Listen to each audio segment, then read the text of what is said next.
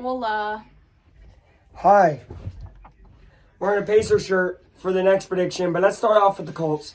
Chloe, how did the Colts do last weekend? Terrible. What was the most terrible thing you would say as an outsider? What was the worst thing they did? The refs weren't calling nothing. No. What did the team do wrong?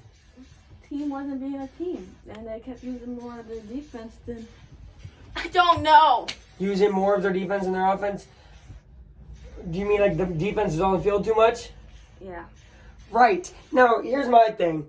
And I agree with Chloe, but this isn't seen from the outside if you weren't actually at the game. It felt like we were watching the defense every 2 seconds go step onto that field.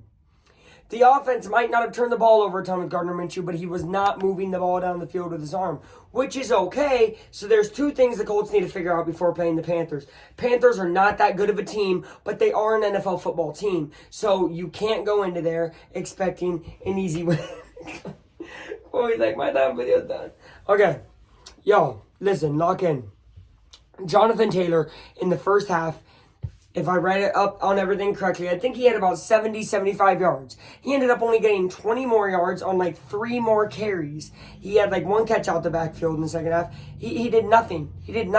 He had like 2 of those carries and 1 catch in the fourth quarter, and then he had like 1 carry in the whole third. The third was a train wreck for the Colts. They tried to start to get back in it in the fourth, but it was too late. Colts need to play 4 quarters of good football. Weirdly, they played first, second, and fourth good, but forgot the third, that, it existed and you need to play good in it. Kind of related to this team, too. I'll get to them.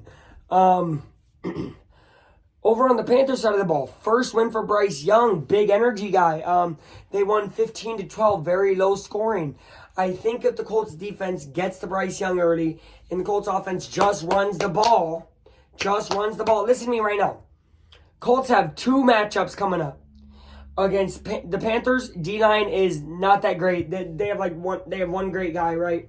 Same thing with the Patriots. If the Colts run the ball against the Panthers and the Patriots very well, then by the time that they get up by, let's say, 10 points, you can air out the ball to Josh Downs or Michael Pittman or Alec Pierce. But they need to run. So my prediction for the Panthers one is outright a W. I feel very confident in this. But against the Patriots, I might not be so confident if they barely beat the Panthers and if it's not a good showing. But I am taking the Colts here. I'm probably going to take them by about 10 points. And I think if it's less than 10 points, it's kind of disappointing. This is the worst statistical team in the league that they're about to play against, and they need to win to stay alive in a playoff race 2 weeks before their bye week. If they win this week, they become 4-5, and they have a chance to win in Germany next week. Yes, in Germany against the Patriots, and then they could become 5-5 going into the bye week. We're going to see what happens. Go Colts for the shoe. Any closing comments, Cody? No. Go Colts. Go Colts.